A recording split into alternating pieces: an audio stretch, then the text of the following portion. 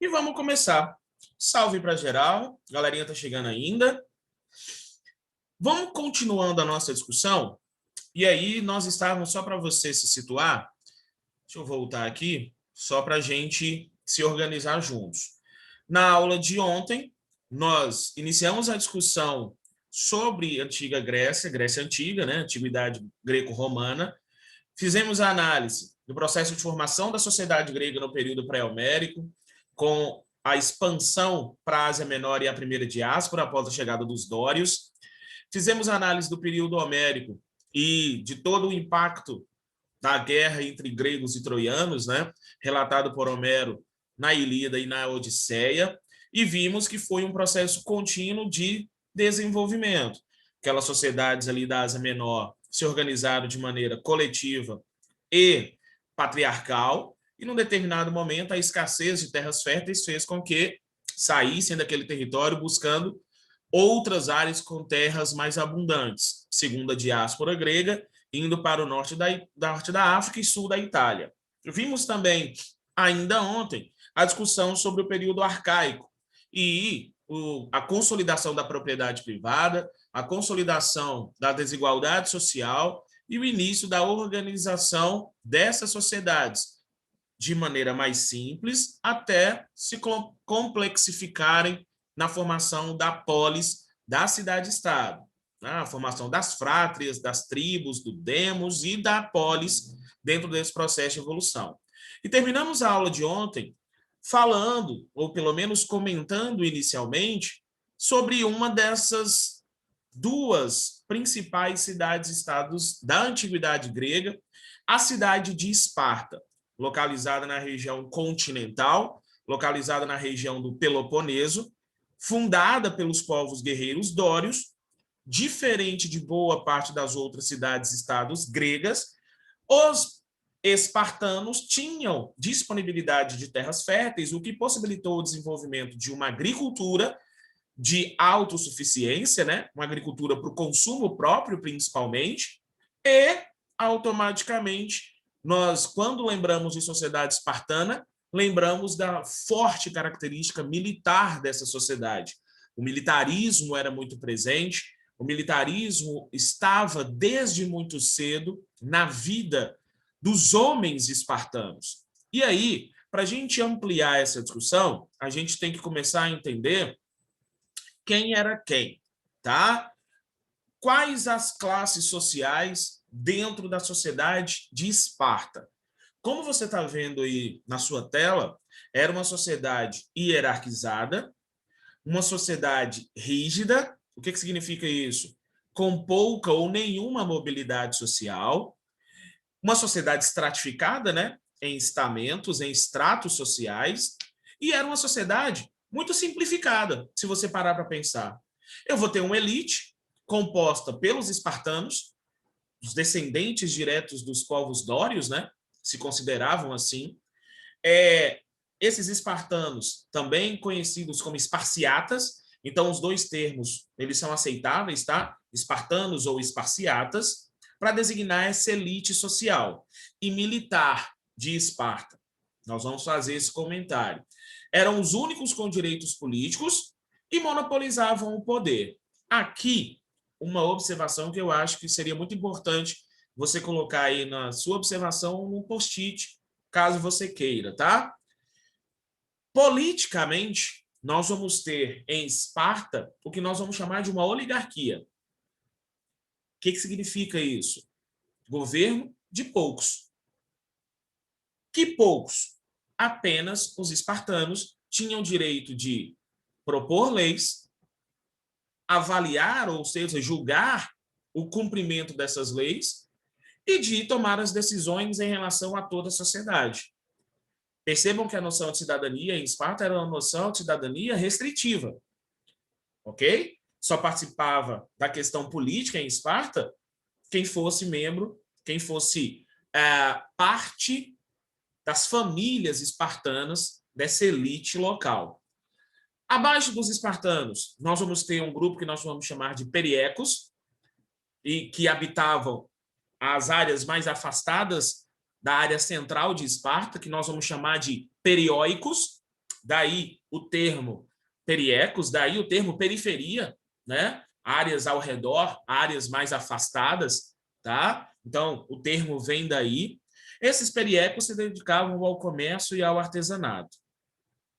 E, para completar essa sociedade, nós vamos ter um grupo numeroso composto pelos ilotas, servos, propriedades do Estado espartano e que trabalhavam para os espartanos, principalmente no cultivo da lavoura, principalmente na produção agrícola. Dois detalhes, tá? Dois detalhes. Primeiro detalhe. Lembra quando os povos dórios invadiram a Grécia, lá no período pré-homérico, que eu disse para vocês que quando eles chegaram, os povos dórios originais, alguns aceitaram a dominação, outros resistiram e outros tantos fugiram? Nós fizemos esse comentário. Os que fugiram, fizeram parte da primeira diáspora, foram para a Ásia Menor. Agora, esses que aceitaram a dominação compunham justamente esse grupo que nós vamos chamar de periecos. Os periecos são descendentes daqueles que, naquele momento de invasão dória, conseguiram aceitar esse processo de dominação por chegar à conclusão de que não conseguiriam bater de frente militarmente com esses povos invasores. Já os ilotas, aí você deve ter entendido já, né? Já os ilotas, eles são, portanto, originalmente, descendentes daqueles que resistiram à invasão, que foram derrotados e escravizados pelos dórios. Ok? Agora, esse número de ilotas, ele era constantemente ampliado. Por quê? Porque como os povos espartanos eram povos guerreiros, automaticamente conquistavam outros povos e reduziam esses povos conquistados à condição de escravizados, à condição de ilotas. Então, constantemente o número de ilotas ia se ampliando, constantemente o número de ilotas ia aumentando dentro dessa sociedade. Bom, aqui nesse momento, eu preciso fazer algumas ponderações olhando para vocês. Deixa eu ver quem chegou mais. Um salve para o Emanuel, para o Leonardo e para a Isadora. Um salve para geral. Tudo de bom. Pessoal, a discussão até aqui está fluindo? Eu posso seguir? Posso encaixar mais alguns elementos? Tá perfeito? Ok, então vamos seguindo, tá? Detalhe importante. A vida de um homem espartano, se você para pensar, ela já era organizada em fases. O que eu quero dizer com isso? O primeiro grande desafio para um filho homem de um espartano era justamente primeiro passar por uma avaliação física. Caso a criança, o bebê, não fosse fisicamente perfeito, ele era dispensado, era jogado do penhasco. E faz sentido. Porque qual que era a busca incessante dos espartanos? Não era o exército forte, o exército bem treinado, um exército perfeito. Então, alguém com alguma deficiência física era considerado um elo fraco nessa corrente. E era dispensável. Outro detalhe importante. A criança, ela ficava com a família até por volta dos 7 anos. 7, 8 anos, tá? Depois disso, a criança era retirada da família e levada para iniciar sua educação, seu treinamento. Era entregue ao Estado. O Estado começava o processo de treinamento militar dessa criança. Ali por volta dos 16, 17 anos, né? Então depois de 10 anos aproximadamente de treinamento, esse jovem, ele era liberado, ele era jogado na floresta, no período que nós chamamos de agogê, né? E ali na floresta, vivendo por conta própria, ele tinha que enfrentar esses desafios que surgissem pelo próximo 1 ano. Caso conseguisse sobreviver, retornava ao convívio social, era incorporado ao exército e ali dos 18 aos 30, nessa vida útil de cerca de 12 anos, servia ao exército espartano. Caso chegasse aos 30, ora, Rod, caso chegasse? Caso chegasse. porque como os espartanos estavam constantemente envolvidos em conflitos, em guerras, em enfrentamentos, não era garantia de que todos estes iam chegar aos 30 anos, mas caso chegasse aos 30 anos, ele se retirava do exército, recebia do Estado um pedaço de terra e um número de ilotas para cultivar essa terra, e aí ele ia passar a servir ao Estado nas questões políticas, na proposição de leis, ali no eforato. Caso chegasse a uma idade mais avançada, por volta dos 60 anos, ele poderia se transformar num geronte, compor a gerúsia e propor as leis, um cargo elevado dentro da hierarquia política de Esparta, e que, claro, era reservado para poucos. Então, assim, a vida de um homem espartano, ela era muito marcada em fases, em etapas, tá? Nós vamos chegar nesse ponto, tá? Daqui a pouquinho a gente vai analisar a parte política e aí nós vamos ver essas nomenclaturas, tá? Mas agora eu quero trazer para vocês um vídeo, um trecho inicial do filme 300, justamente que fala sobre essa educação espartana e que vai ter justamente o período em que ele vai à floresta, né? Que é o período que nós chamamos de agogê, tá? Escreve como pronuncia, agogê, tá? Então vamos lá. Deixa eu trazer aqui para vocês, para a gente...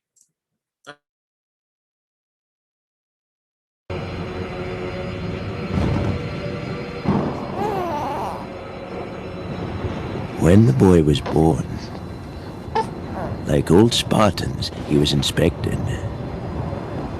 If he'd been small or puny, or sickly or misshapen, he would have been discarded.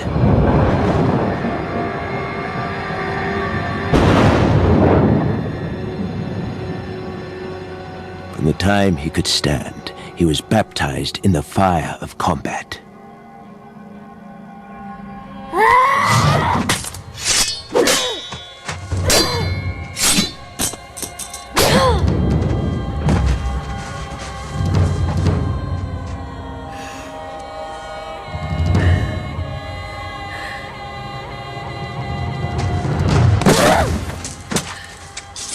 Taught never to retreat, never to surrender.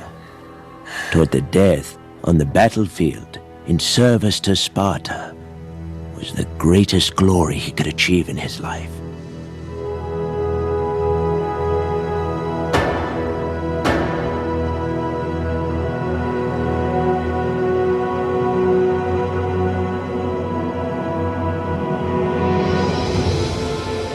At age 7, as is customary in Sparta, the boy was taken from his mother and plunged into a world of violence. Manufactured by 300 years of Spartan warrior society to create the finest soldiers the world has ever known.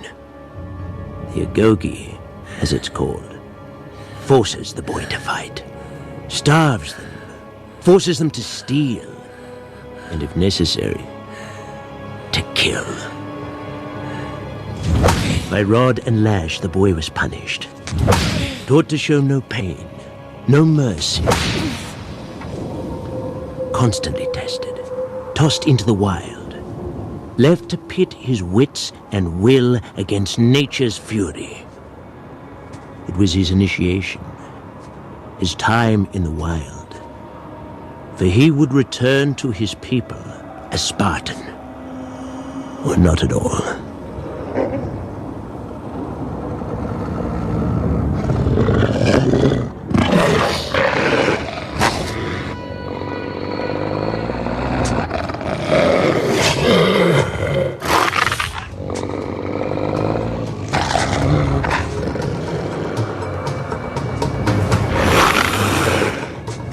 The wolf begins to circle the boy.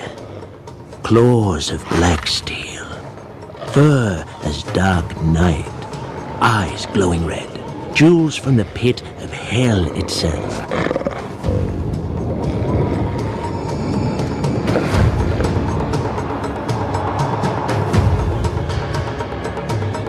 The giant wolf, sniffing, savoring the scent of the meal to come.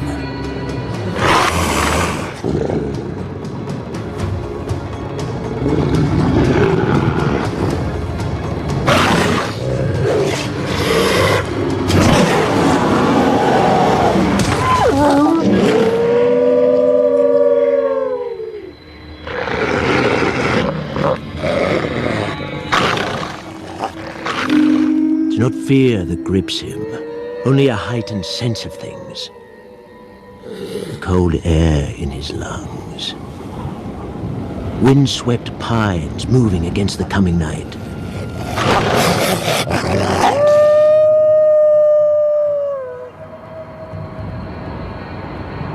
His hands are steady.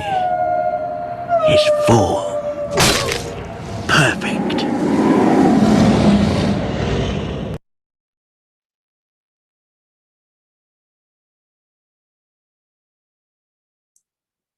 Então, o trecho do filme, tá no filme 300, né, no primeiro, o trecho ele faz, eu vou colocar aqui no chat, que a Maria Fernanda perguntou, tá? Como é que chama esse período? Esse período se chama agogê, tá? Que é o período em que o jovem espartano ele está em treinamento na floresta. Vocês perceberam? E o filme, esse jovem em questão, não sei se alguém... Quem já assistiu o filme? Me dá um joinha aí, quem já assistiu o filme? 300, o primeiro. O Pedro já, o Emanuel. Somente? Ok.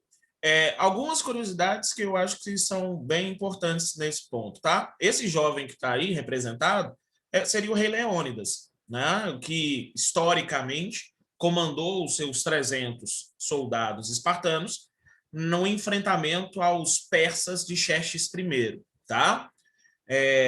Ali nas Termópilas. Essa parte final do trecho, vocês estão vendo que tem o lobo, e o lobo vai encurralar o jovem Leônidas, e o jovem Leônidas recua, trazendo o lobo por uma parte mais estreita, né? Por uma parte mais estreita do penhasco, de onde ele estava, e prende o lobo. Segundo consta, e quem assistiu o filme vai se lembrar desse trecho, eu acho que eu até passei o trailer aqui ontem, na hora que os persas estão, logicamente, em maior número, os soldados espartanos de Leônidas recuam para um penhasco, para as Termópilas, como nós chamamos, né? Tirando, então, dos persas a vantagem numérica, porque eles teriam que afunilar, e aí, no enfrentamento, houve a vantagem inicial para os espartanos. Um outro comentário que eu queria fazer, tá? Eu disse para vocês, vou colocar aqui numa câmera melhor para mim, eu disse para vocês que o número de ilotas ele era grande e constantemente ele se ampliava pelos vários conflitos em que os espartanos se envolviam. Só que isso gera um problema, se você para pensar. Qual o problema? Poderia chegar um momento em que o número de ilotas seria tão grande que esses ilotas poderiam se revoltar e poderiam, inclusive, quiçá, tomar o poder em Esparta. Isso era algo que poderia acontecer, né? Então, o que os espartanos faziam para não correrem esse risco? Vou lá para o chat de novo para te jogar esse outro nome também estranho, né? De tempos em tempos, acontecia em Esparta o que nós vamos chamar de criptia. O que significa isso? Significa que de tempos em tempos eu tinha uma matança generalizada de ilotas para controlar o número de ilotas em Esparta, para que não fosse tão numeroso ao ponto de correr um risco de uma revolta generalizada. E quem é que participava dessa criptia? Quem é que conduzia essa criptia? Esses jovens que retornavam do agogê e que, antes de se incorporarem ao exército, passavam por esse período de criptia, tá? Passavam por esse período de matança de ilotas, quantos fossem necessários, para manter um equilíbrio entre o número de ilotas necessários para a sobrevivência da sociedade espartana na questão agrícola e o número que não poderia ser maior para evitar possíveis revoltas. Dentro desse raciocínio, ainda cabe ressaltar, a figura dos ilotas era muito emblemática, era muito importante para essa sociedade. Por que a figura dos ilotas era tão importante? porque liberava os espartanos para se dedicarem ao que para eles era mais importante. O que era mais importante para o espartano? O treinamento físico, o treinamento militar, o treinamento estratégico. Se ele tivesse que cultivar a terra, era tempo desperdiçado numa atividade pouco honrosa, que era o trabalho manual. Então, a figura do ilota é uma figura extremamente contraditória. De tempos em tempos era necessário uma matança generalizada, mas era uma figura extremamente importante dentro dessa sociedade para que os espartanos pudessem se dedicar à questão militar e à questão política dentro dessa sociedade. Ok? Então, é algo que precisa ser considerado, é algo que precisa ser levado com maior destaque, justamente para não passar muito despercebido. Tá? Um salve para o Luiz, que chegou aí depois, vi agora. E em termos políticos, e aí o Leonardo estava até perguntando sobre a nomenclatura, em questão de termos políticos, como é que o governo de Esparta se organizava? Eu vou ter uma organização calcada no que nós vamos chamar de uma diarquia, tá? 2 reis, um com função executiva, outro com função militar. Em tempo de guerra, essa diarquia se transformava numa espécie de tirania. Por quê? Porque o rei com função militar assumia para si a função executiva de tomada de decisões. E, logicamente, tinha que ser assim, porque no momento de enfrentamento, no momento de conflito, as decisões precisam ser tomadas rapidamente, tanto na questão política quanto na questão militar. Então, concentração de poderes nas mãos de um no período de grande e eminente risco ou de enfrentamento. Como eu disse, compunha ainda o governo espartano que nós vamos chamar de Gerúsia, composta por 28 membros, que cuidava de apresentar os projetos de leis em Esparta. Quem é que compunha a Gerúsia? Os gerontes, esses espartanos de idade mais avançada. Daí vem o termo, né? Na medicina. Não sei se alguém parou para pensar isso. Qual a especialidade da medicina que cuida das pessoas mais idosas? Qual a especialidade da medicina que se dedica a esta melhor idade? A geriatria, né? Vem do termo geronte, Gerúsia, tá? Além da Gerúsia, eu vou ter um outro grupo de 5 magistrados que eram eleitos anualmente, que compunham o que nós vamos chamar de eforato, que tinham uma função de fiscalizar o cumprimento das leis e fiscalizar, logicamente, a arrecadação de impostos. E eu vou ter a grande assembleia consultiva, que nós vamos chamar de ápela, a ápela composta por todos os cidadãos espartanos maiores de 30 anos. Tinha um caráter consultivo. Então, a Gerúsia propunha as leis, que eram apreciadas na ápela. Se essas leis fossem aprovadas pelos membros da ápela, seriam aplicadas. E quem é que fiscalizaria a aplicabilidade dessas leis? Os éforos, aqueles que compunham o eforato, tá? Esses 5 magistrados. Então, perceba. Mas, Rod, você não falou minutos atrás que o governo espartano, que a política espartana se assentava numa oligarquia? Exatamente isso. É exatamente isso. Quem é que compunha cada uma dessas esferas políticas? Apenas esse pequeno grupo de espartanos que compunha a elite da sociedade de Esparta. Por isso, uma oligarquia. Por isso, um governo de poucos que compunham todas essas esferas políticas. E um outro raciocínio que eu acho que não precisa nem detalhar muito. Logicamente, essas leis que eram propostas executadas, elas eram, em sua quase totalidade, favoráveis aos espartanos, favoráveis a essa elite social. Ok? Eles propunham as leis, eles executavam essas leis, eles julgavam o cumprimento dessas leis, logicamente essas leis acabavam sendo em benefício próprio, em benefício dessa elite social. Por isso a importância, mais uma vez, de se controlar o número de lotas de tempos em tempos, para que não houvesse uma grande convulsão social. Em termos de educação, como nós comentamos, a educação em Esparta ela era voltada para a questão militar, era uma educação extremamente militarista. Nós vamos ver, já a partir do próximo slide, deixa eu ver quanto tempo eu tenho, já a partir do próximo slide, nós já vamos começar as primeiras discussões em Atenas, tá?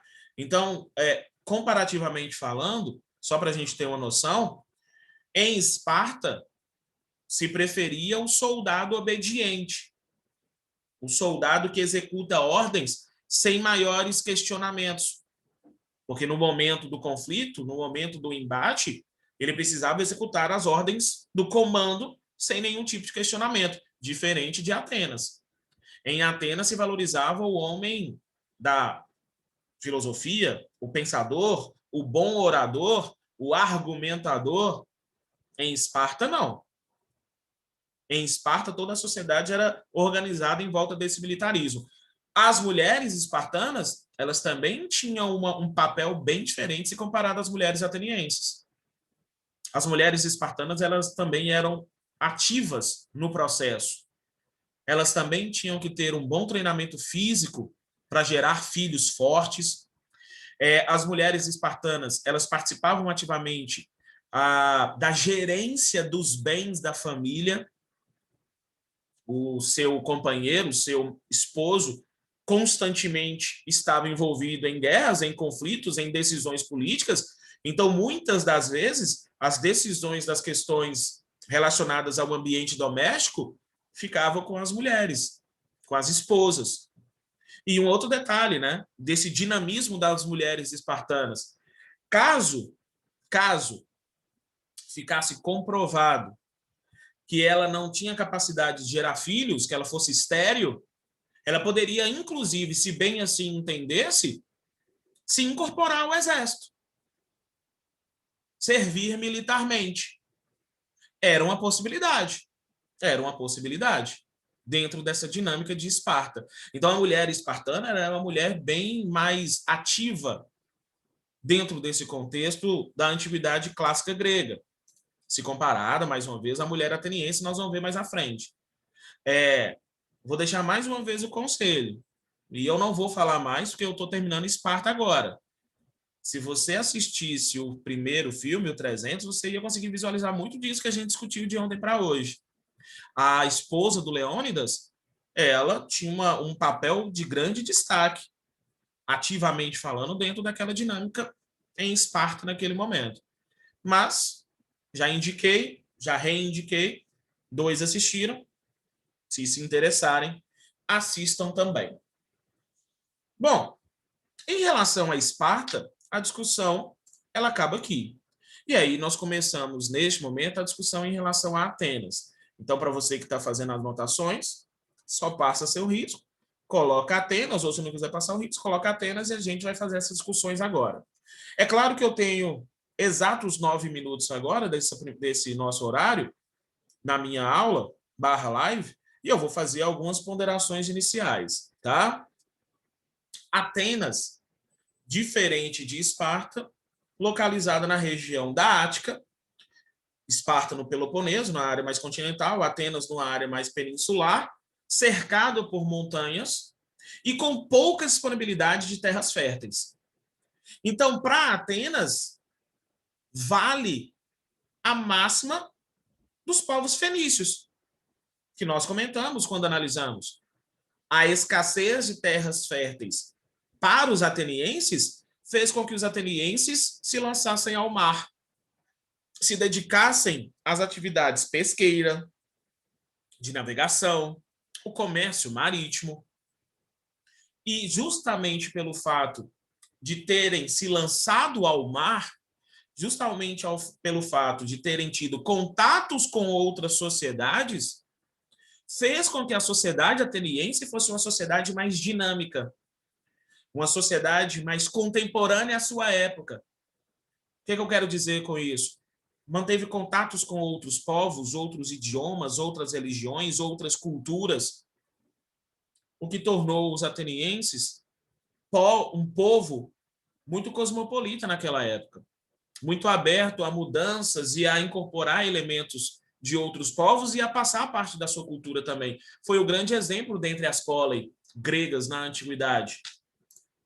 Em termos econômicos, por exemplo, vai predominar o modo de produção escravista. Eu tinha uma quantidade de escravos considerável em Atenas. Rod, assim como em Esparta, majoritariamente conquistados em guerra? Não. Em Atenas, não. Porque os atenienses não eram militarizados tal qual os espartanos. Os escravos em Atenas eram adquiridos principalmente ou por compra ou por dívidas, o que nós chamamos de escravidão por dívida, né? Nós vamos discutir isso na nossa próxima aula na semana que vem. No auge do desenvolvimento ateniense, o comércio ele acabou sendo predominante, o comércio de cereais, de alimentos, de artesanato, de joias, de tecidos, fazendo esse intercâmbio entre portos, né, nas colônias gregas ao longo do mar Mediterrâneo. Justamente pelo fato de ter um comércio tão desenvolvido, os atenienses tinham uma moeda muito forte de circulação, tanto no mar Egeu, no mar Jônico, quanto também em outras áreas mais afastadas do mar Mediterrâneo, o dracma, que era aceito em vários portos, né? Por isso nós dizemos que o dracma era uma espécie de dólar da antiguidade, utilizado como base monetária em diversos portos com os quais os atenienses mantinham contato. E para a gente ir encerrando este nosso quarto horário, já estou entrando na reta final dessa primeira parte de Atenas. Na próxima aula eu vou voltar com esses elementos, é só uma introdução, mas perceba que a sociedade ateniense, comparada com a sociedade espartana, era uma sociedade mais complexa, hierarquizada, sim, mas era uma sociedade mais complexa, justamente por conta desses vários contatos sociais com outros povos. O número de estrangeiros em Atenas também era muito grande. O que nós vamos chamar de metecos, né? Também era muito grande.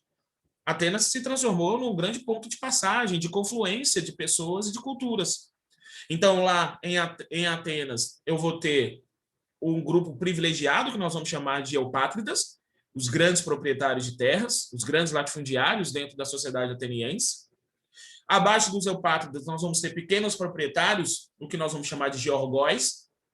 Lembra da que a gente fez a análise? Lá no período arcaico, uns com muitas terras, outros com poucas terras, outros sem nenhuma terra. Os georgóis eram esses pequenos proprietários. Diferente dos tetas, que eram camponeses sem terra, ou seja, ofereciam a sua mão de obra, né, nas propriedades de georgóis e eupátridas. Tinham os tecnais, que eram sem terra, mas que se dedicavam à cidade, se dedicavam ao meio urbano, se dedicavam ao artesanato. Os demiurgos, grupo de comerciantes, um grupo destacado em Atenas, por conta da grande atividade comercial ateniense. Os metecos, os estrangeiros que circulavam, né, dentro do contexto ateniense. E os escravos, como eu disse, adquiridos por compra, adquiridos por endividamento. Eu contraio, peço um empréstimo, sou um pequeno proprietário, sou um georgói, eu sou um teta. Peço um dinheiro emprestado, uma quantidade X emprestado para o Pedro, que é o meu pátrida. O Pedro me dá um prazo para fazer o pagamento dessa dívida. Passa o prazo e eu não pago a dívida. Eu tenho as minhas terras confiscadas e eu sou reduzido à condição de escravo até que a minha dívida seja saldada. Isso era comum dentro da dinâmica social de Atenas, até um determinado momento, né? Assim como os ilotas, os escravos tinham seu papel muito importante.